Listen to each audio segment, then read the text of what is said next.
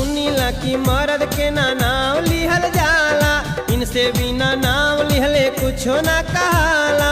नाम लेके कहेली कि चाय दो जरा सा,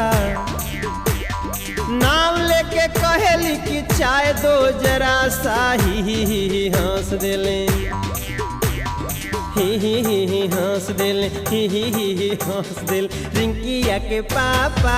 ही हंस देल बिकिया के पापा। ही हंस देले